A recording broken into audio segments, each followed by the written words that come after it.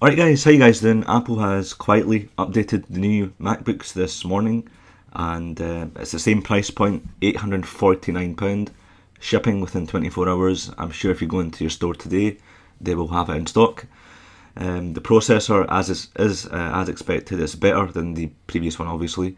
It's the Core 2 Duo 2.4 GHz, 2 gigs of RAM, DDR3.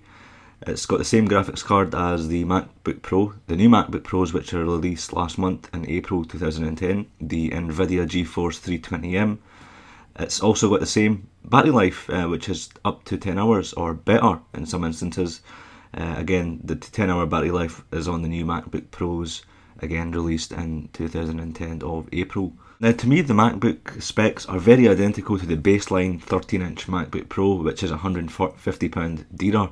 The graphics are the same, the processor is the same, the hard drive is the same, 250 gigs of hard drive.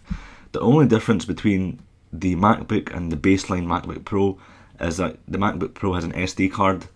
It's got a FireWire, which I've never used on my MacBook Pro, and you've got the unibody material, and it's got 4 gigs of RAM. You can always upgrade your MacBook with another 4 or 6 gigs if you want.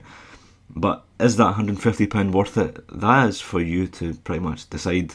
If you use, if you're a digital photographer or a video producer and use the SD card, you've got no other choice but to go for the unibody.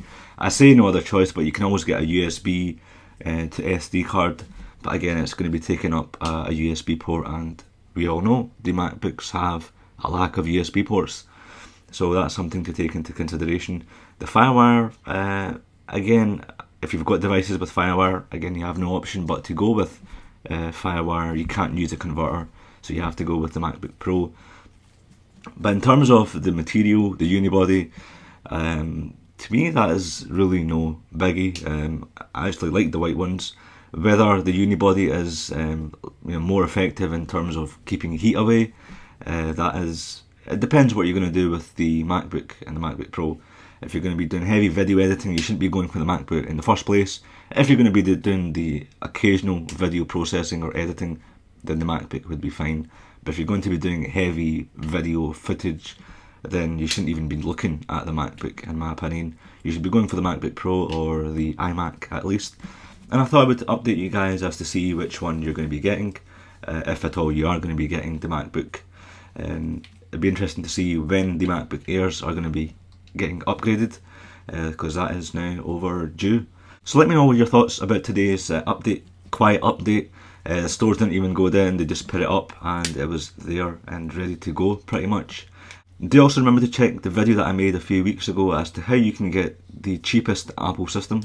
There's a lot of savings to be made, and indeed if you follow the rules, that £150 you can easily get a MacBook Pro. It's £150 worth of saving, so it's well worth it in my opinion. But do check it out, I'll leave it in the video response or up here somewhere. And thanks for tuning in. Do join me on iGlassRegion.com, twitter.com/i6glassregion, and yeah, I'll see you in my next video. Cheers.